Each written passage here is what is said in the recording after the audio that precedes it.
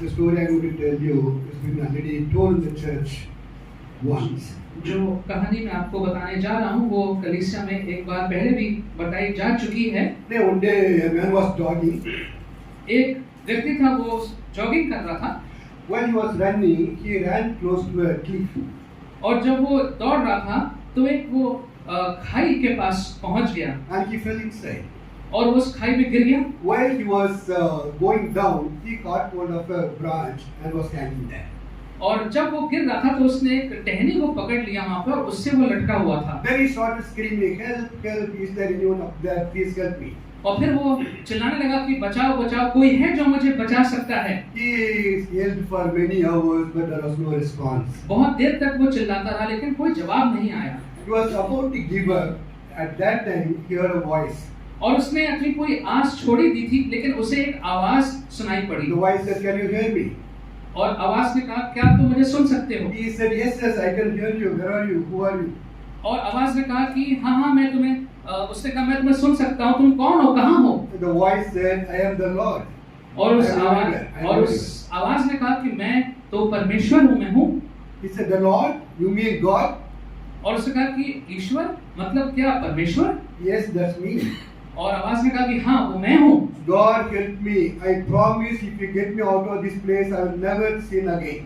और उसने कहा कि मेरी मदद करिए परमेश्वर, मैं वायदा करता हूँ अगर मैं यहाँ से जिंदा निकल गया तो मैं कभी दोबारा पाप I नहीं will करूँगा। always be a good person. मैं हमेशा अच्छा व्यक्ति रहूँगा I will serve you the rest of my life. और पूरे जीवन भर मैं आपकी सेवा करूँगा। God said, "Okay, first let us get you out of this place, then we can discuss about other things." और परमेश्वर का ठीक है, तुम्हें पहले यहाँ से निकालते हैं, फिर इसके बारे में बाद में बात करते हैं। "Lord, I will do anything for you. Just you have to tell me what to do. I will do it." और उसने कहा परमेश्वर मैं कुछ भी कर दूंगा आपके लिए, आप बस मुझसे कहिए और मैं कर दूंगा। Okay, now let go of the branch. तो अब परमेश्वर ने कहा कि ठीक है, अब तुम इस डाली को छोड़ दो। What? उसने कहा क्या? I just said let go of the branch. मैंने कहा कि अब तुम इस डाली को छोड़ दो। There was a few moments of silence. और कुछ देर के लिए वहाँ पे एकदम शांति हो गई। Then he screamed again, "Is there anyone else? Please help, please help." और फिर उसने कहा क्या कोई और है जो मुझे बचा सकता है, मेरी सहायता कर सकता है? You know, this is exactly we do sometimes. और यही चीज है जो अक्सर हम लोग भी अपने जीवनों में करते हैं। We all struggle with this problem. और इस समस्या से हम सब संघर्ष करते हैं। We pray, we ask the Lord to help. We do not want to leave the things we are holding on to. हम प्रार्थना करते हैं, कहते हैं प्रभु हमारी सहायता करिए, लेकिन जिन चीजों को हम पकड़े हुए हैं उन्हें छोड़ना नहीं चाहते। We do not trust the Lord enough to let go of the branch. हम परमेश्वर पे इतना भरोसा नहीं करते हैं कि उस झाड़ी को, उस टहनी को हम छोड़ दें। The question that we have to ask ourselves is, can I trust God and rely on Him? जो सवाल हमको पूछना है वो ये है, क्या मैं परमेश्वर पे भरोसा करके उस पे भरोसा कर सकता हूँ? Can I trust God enough to let go of the branch? क्या मैं इतना भरोसा कर सकता हूँ परमेश्वर पे कि जिस डाली को पकड़े हुए हूँ मैं उसको छोड़ दूँ? Can I leave everything and accept whatever God gives me? क्या मैं सब कुछ छोड़ के वो ग्रहण करने को तैयार हूँ जो परमेश्वर मुझे देना चाह रहे हैं? The Bible says, yes, you can trust the Lord completely. और वचन बताता है कि हाँ हम परमेश्वर पे पूर्ण रूप से भरोसा कर सकते हैं। And many people in the Bible say, yes, we can do. और वचन में कितने लोग हैं जो ये कहते हैं कि हाँ हम ऐसा कर सकते हैं। So a few days back, somebody sent me a WhatsApp message. कुछ दिनों पहले किसी ने मुझे एक व्हाट्सएप मैसेज भेजा। The message had a lot of quotations. और उस संदेश में बहुत से कोटेशंस थे, कोट्स थे। One of the quotations said, "Trust in God, but don't rely on Him." और एक कहावत में ये था कि भरोसा परमेश्वर पे भरोसा तो करो लेकिन उस पर निर्भर मत रहो। No, we trust God. We know He exists. We know that He answers our prayers. हम परमेश्वर भरोसा करते हैं, हमें मालूम है कि उसका अस्तित्व है, हमें मालूम है कि हमारी प्रार्थनाओं का उत्तर देता है। But relying on Him is to put our trust in action. लेकिन उस पर निर्भर होने का मतलब है कि अपने उस भरोसे को हम सचमुच में क्रियावंत कर दें। When we pray, leaving everything we are holding on to and rely on Him completely. कि जब प्रार्थना करें तो हर चीज को छोड़ करके हम उस पर निर्भर हो जाएं पूर्ण रूप से। And do whatever God is asking us to do. और फिर उस काम को करें जो परमेश्वर हमसे करने को कह रहे हैं। Can we rely on God completely? क्या परमेश्वर पे पूर्ण रूप से हम निर्भर हो सकते हैं? Why can we rely on God for the problems that we face in our lives? और जो समस्या हमारे जीवन में उसके लिए क्या हम परमेश्वर पे निर्भर हो सकते हैं? Can we rely on God for our children and our future? और अपने भविष्य के लिए, अपने बच्चों के लिए क्या परमेश्वर पे भरोसा कर सकते हैं? Can we rely on for our bad situations? और हमारी जो बुरी परिस्थितियां हैं उनके लिए क्या परमेश्वर पर भरोसा कर सकते Now हैं? today I like to look at 3 people in the Bible who relied on God 3 ऐसे लोगों पे ध्यान करना चाहूंगा जिन्होंने परमेश्वर पे भरोसा किया and let go of whatever they were holding on to. और जो भी वो पकड़े हुए थे उन्होंने उसको जाने दिया। Number 1 was Joshua. जो पहला है वो है यहोशू। Please turn with me to the portion that we read, Joshua chapter 6, यहोशू 6 निकाल लीजिए, verses 2 to 5. If someone can read, please. 2 से 5 है। Yes.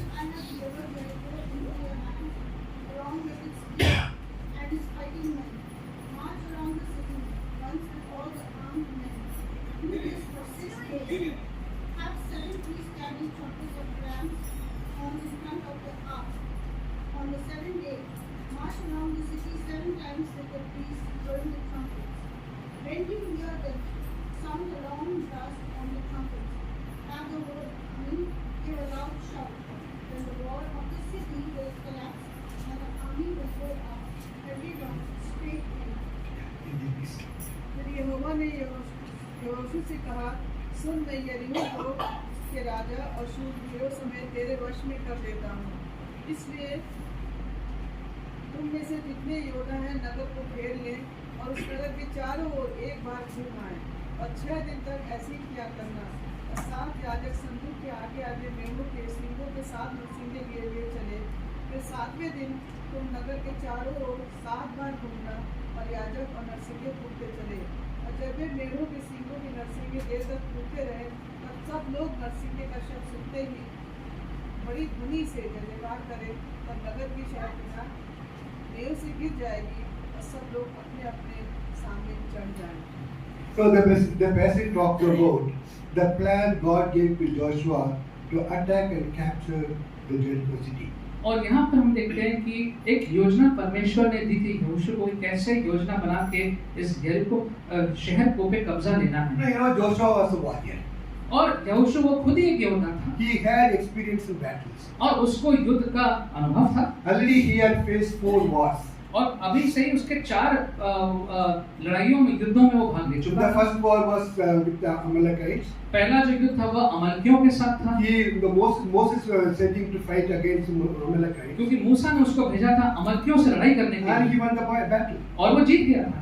And then there were 3 more battles. उसके बाद 3 और युद्ध थे One was with Canaanite king. और एक Canaanite. कनान के राजा के साथ था 2 were with the Amorite kings. और 2 जो अमोरियों के राजा के साथ 2 युद्ध थे And he destroyed the enemies completely. और पूर्ण रूप से उसने शत्रु का नाश कर दिया था। Now Moses was no more, so God asked me to lead the people into promised land. और अब मूसा था नहीं, इसलिए जो वाचा का जो प्रॉमिस लैंड हिंदी प्रतिज्ञा का देश, जो प्रतिज्ञा का देश था, वहां पर अब यहोशू की जिम्मेदारी थी। No, they were about to cross the river Jordan. और अब वो यरदन नदी को पार करना था। He knew very well the moment they crossed Jordan, there will be war. There will be war. The moment they crossed Jordan, there will be war. और उनको मालूम था कि जैसे ही वो उस नदी को पार करेंगे लड़ाई शुरू हो जाएगी, Because he had to capture the whole nation. क्योंकि उसे तो पूरे उस देश पे को हराना था। There are many kings. बहुत से राजा थे, Many people were there. Many group of people were there. बहुत से अलग अलग समूह थे वहां So पे। he knew he had to fight and win the battles to capture the land. उसको मालूम था कि युद्ध करके ही इस जगह पे विजय प्राप्त करी जा Because सकती he है, knew no one was going to give the land just like that. क्योंकि अपना जमीन कोई भी ऐसे नहीं दे देगा। And the moment he crosses Jordan, the first city he has to conquer was Jericho. और जैसे यरदन नदी पार करते तो पहला जो शहर था वो था यरीको। So even before he crossed Jordan, he sent spies to Jericho to find the situation. तो यरदन नदी पार में जाने से पहले ही उसने कुछ अपने जासूस भेजे थे पता करने के लिए यरीको में हो क्या रहा है, He was making plans. और वो अपने कुछ योजनाएं बना रहा था। He was making plans how to capture Jericho. और वो योजना बना रहा था कि यरीको पे कैसे विजय प्राप्त करी जाए। So everything is ready. That moment he crosses, he know what to do with Jericho. तो हर चीज तैयार थी, जैसे यरदन नदी पार करते तो फिर क्या करना था। But now God comes along, says, do this. लेकिन अब परमेश्वर आते हैं और कहते हैं कि नहीं नहीं, ये करना है। God says just to march around the city with trumpet for 7 days. और परमेश्वर कहा कि नहीं, तुम्हें तो शहर के चक्कर काटते हैं नरसिंहों के साथ 7 दिन के लिए, And 7 days, 7th day, do it for 7 times. और 7वें दिन तो 7 बार ऐसा करना, And make a big noise, the wall will collapse. और बहुत जोर की आवाज करना, और वो जो दीवार है वो ढह जाएगी। You know, humanly speaking, it is a kind of ridiculous plan. और अगर आप सोचेंगे एक सांसारिक रूप से, तो ये बहुत ही बेकार सा एक plan, Kind of impossible plan. एक प्रकार से असंभव योजना थी। People will laugh when you go around, just walk around the city. और लोग तो हंसी करके ठट्टा उड़ाते हैं अगर इनको देखते ऐसे चक्कर काटते हुए। He has already made the plan to attack the city. पहले से वो योजना बना चुका था कि कैसे धावा बोलना है, But not God is giving him another plan, so simple, so ridiculous a plan. लेकिन परमेश्वर ने एक दूसरी योजना दी, बड़ी साधारण सी, बड़ी अजीब सी योजना है। Joshua was in a difficult situation. और यहोशू एक बड़ी अजीब सी परिस्थिति में फंसा हुआ था। He had 2 options before. उसके पास 2 विकल्प थे He had to make a choice. और उसको चुनाव करना था। One was his own plan, एक जो उसकी अपनी योजना थी, and the other was the plan given by God. और दूसरा जो योजना परमेश्वर ने दी थी, He had to make a choice. उसको यहाँ पे He can चुनाव करना।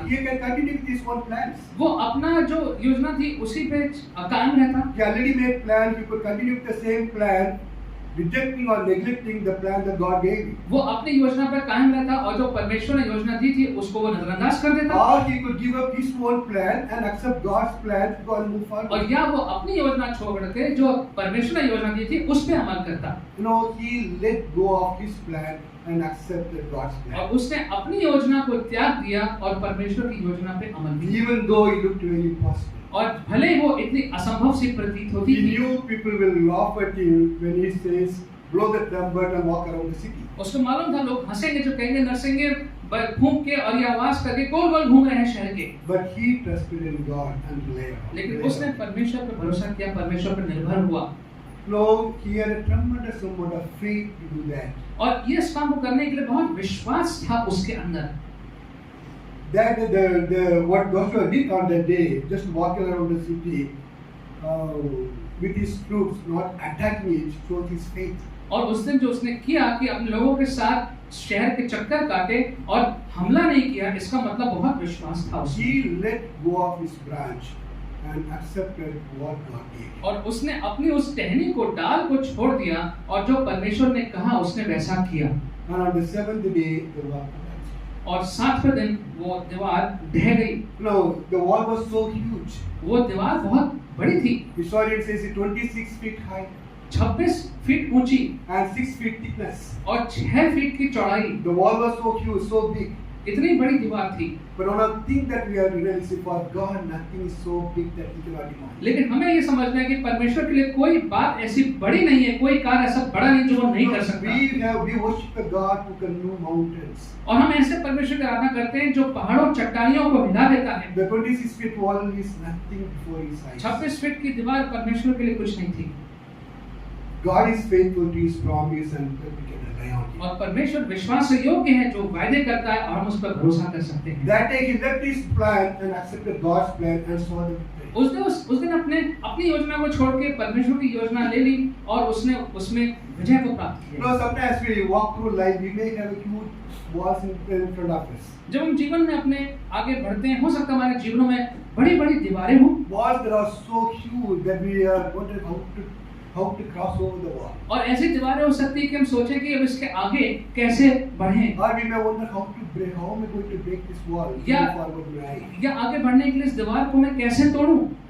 We may make lot of plans, हो सकता है बहुत सी योजनाएं बनाएं, but look for always for God's plan, God's लेकिन guidance, हमेशा परमेश्वर का मार्गदर्शन, परमेश्वर की योजना को ढूंढिए, and accept whatever God is asking us to do. और जो परमेश्वर करने को कह रहा है उसको स्वीकार कर लीजिए। Once you know this is what God wants you to do, whatever plans you may have made, just leave that alone and accept God's plan. और एक बार आपको समझ में आ जाए कि परमेश्वर मुझसे क्या करने को कह रहे हैं, तो अपनी योजनाओं को छोड़ दीजिए और परमेश्वर की योजना पे अमल करिए। Because God is faithful and we can completely trust Him. इसलिए क्योंकि परमेश्वर विश्वास योग्य है, पूर्ण रूप से हम परमेश्वर पे भरोसा The कर second सकते हैं। person I will talk about is David. दूसरा व्यक्ति जिसकी मैं बात करूंगा वो है Dawood. Please turn with me to Samuel chapter 2, 1 Samuel chapter 26. पहला सैमुएल और 26वां अध्याय। When David killed Goliath, जब दाऊद ने गोलियत को मार दिया था the whole nation was rejoicing except one person. तो सारे लोग जो थे वो आनंद मना रहे थे एक व्यक्ति को छोड़ के। Saul was so angry, but the rest of the country was rejoicing. जो सॉल था वो बड़ा क्रोधित था, बाकी सब लोग बहुत आनंद मना रहे थे। Because the women sang, Saul killed his thousands and David killed his tens of thousands. क्योंकि जो स्त्रियां वो तो ये गाना गा रही थी कि सॉल ने तो हजारों को मारा है लेकिन दाऊद ने 10,000 को मारा है। That made Saul very angry and jealous. और इसलिए ईर्ष्या से और नाराजगी गुस्से से भर गया sol. So he tried to kill him all the time. इसलिए वो हमेशा दाऊद को मारने की फिराक में रहता था। David had to run for his life always. हमेशा दाऊद को अपने जीवन बचाने के लिए भागना पड़ा। He was running and hiding for a long time. Almost 10 years he was hiding in the jungles. करीबन 10 साल उसको जंगल में अपने आप को छुपाना पड़ा जान बचाने के लिए। So he was chased away from his own home. अपने घर से उसको भगा दिया गया। He had to live in caves and deserts and hills. और गुफाओं में, पहाड़ियों में, रेगिस्तानों में उसको रहना He पड़ा। was betrayed again and again and again. बार-बार उसके साथ विश्वासघात हुआ। And he had constantly moved from one place to another place because Saul was always behind him. और उसको हमेशा एक जगह से दूसरी जगह भागना पड़ा क्योंकि सॉल उसके जीवन के हाथों के पीछे पड़ा हुआ था। People called him renegade. और लोगों ने कहा कि तो ऐसा व्यक्ति है जो शासन के विरोध में काम करता And he है। had to feed about 600 people who were with him, men and his women and children were with him. और समझ करीबन 600 लोग उसके साथ थे, उसका पालन पोषण भी उसको करना था। Now he was living a difficult life in the jungle. और जंगल में बहुत ही मुश्किल सा जीवन व्यतीत करना था। There was only one person who was responsible for all his troubles. और सारे उसकी मुसीबतों के लिए एक ही व्यक्ति जिम्मेदार था। Somebody read please 1 Samuel chapter 26 verses 7 to 11. 7 to 11. So David and Abishai went to the army by night, and there was Saul lying asleep inside the camp, with the spear stuck in the ground near his head. Abner and the soldiers were lying around him. Abishai said to David, "Today God has delivered your enemy into your hands. Now let me pin him to the ground with one thrust of my spear. I won't strike him twice." But David said to Abishai, "Don't destroy him. Who can lay a hand on the Lord's anointed and be guiltless? As surely as the Lord lives," he said, "the Lord himself will strike him. Either his time will come, and he will die, or he will go into battle and perish." अतः दाऊद और अभिषेक रातों रात उन लोगों के पास गए और क्या देखते हैं कि शाऊल गाड़ियों की आड़ में पड़ा सो रहा है और उसका भाला उसके सिरहाने भूमि पर गड़ा है और अब्नेर और योद्धा लोग उसके चारों ओर पड़े हुए हैं। तब अभिषेक ने दाऊद से कहा, परमेश्वर ने आज तेरे शत्रु को तेरे हाथ में कर दिया है, इसलिए अब मैं उसको एक बार ऐसा मारूं कि भाला उसे बेता हुआ भूमि में धर जाए और मुझको उसे दूसरी बार मारना ना पड़े।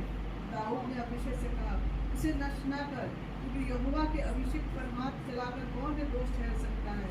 फिर दाऊद ने कहा, यहोवा के जीवन की शपथ, या वही उसको मारेगा, या वो अपनी मृत्यु से मरेगा, या वो लड़ाई में जाकर मर जाएगा।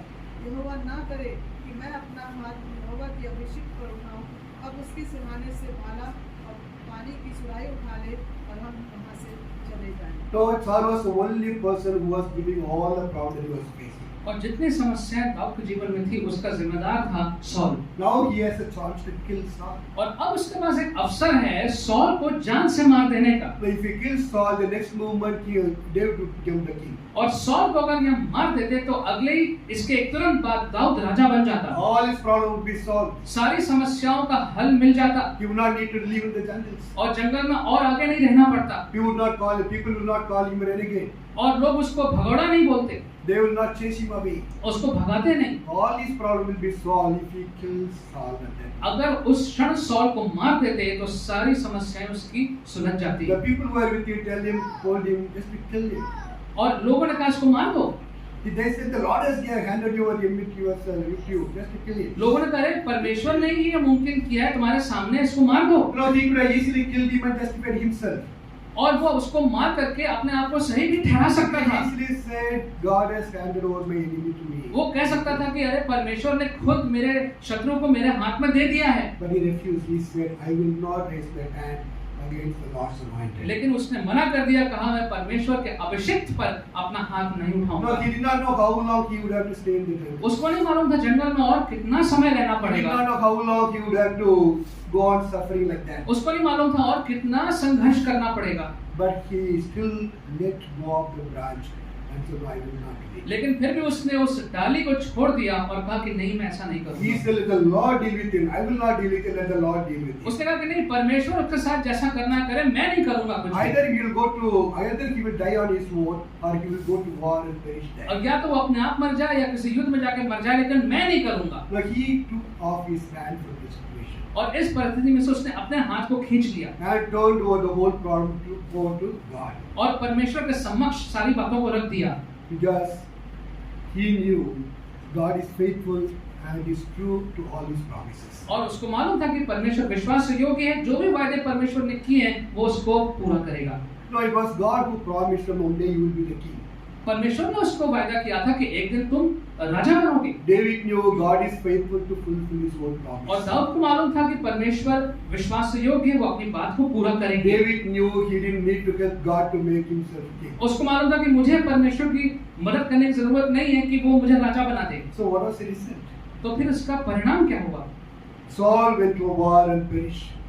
सौल एक युद्ध में गया और वहां पे वो नाश हो गया Immediately David became the king. और उसके बाद दाऊद राजा बन गया 7 years he ruled in Judah, and after that he became the king of the whole state. और यहूदा में 7 वर्ष राजा रहा, फिर पूरे इजराइल का वो राजा बन गया। He was the greatest king Israel ever had. और इजराइल का सबसे महान राजा जो कभी था वो था Dawood, In fact, he was an emperor.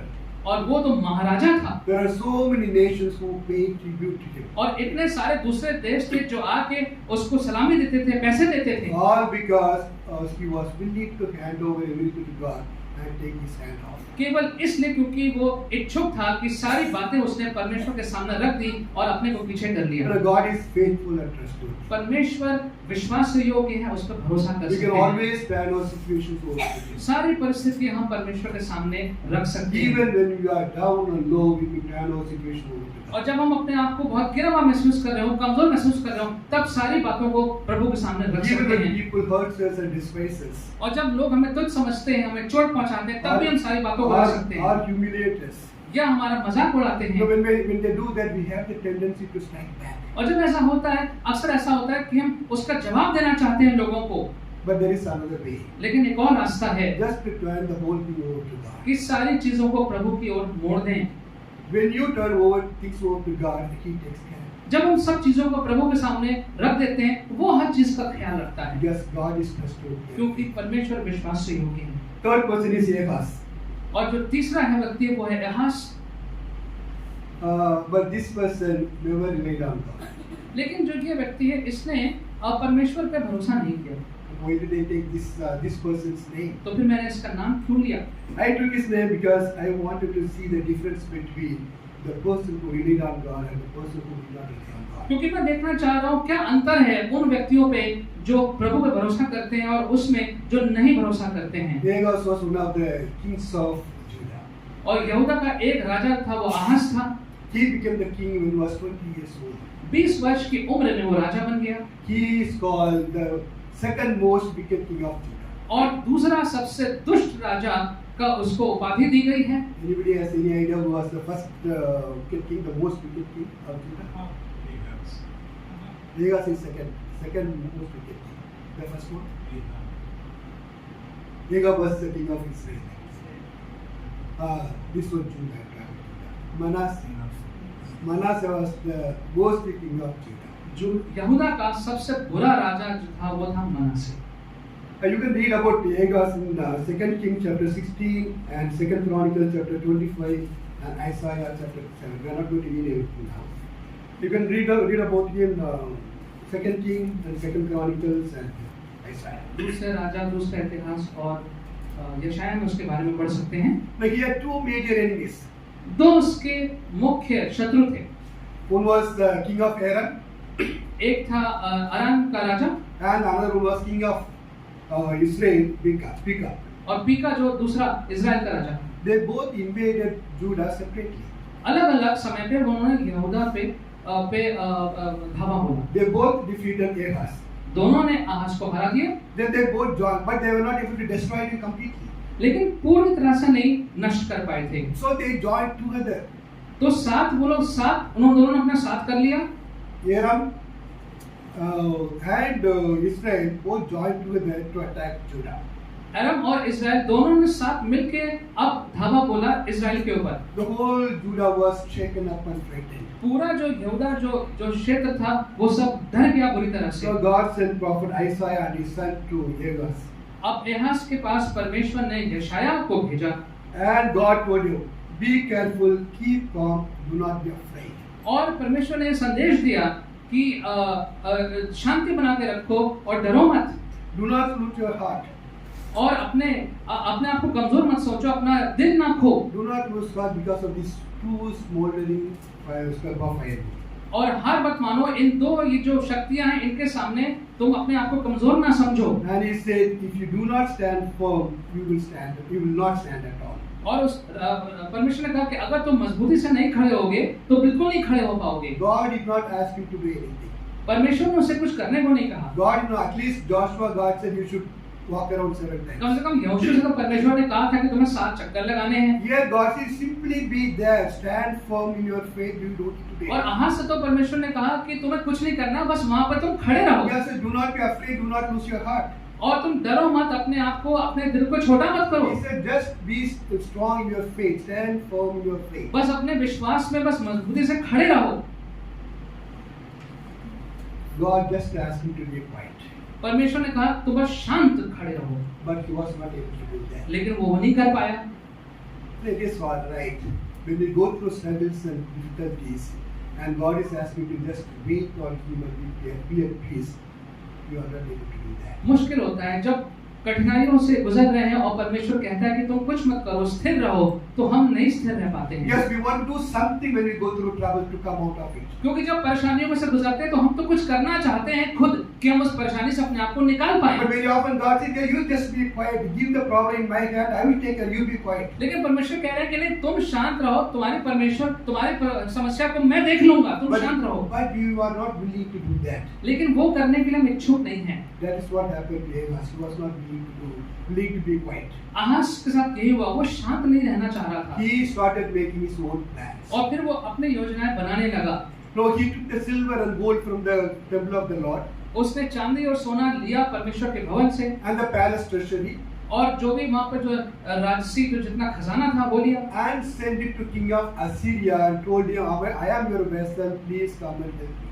और असीरिया के राजा को भेज दिया और कहा कि मैं आपके अधीन रहूंगा, आगे मेरी सहायता करिए। Now Bible says he did come, he came, initially he helped a little bit, then it says he gave more problem than helping.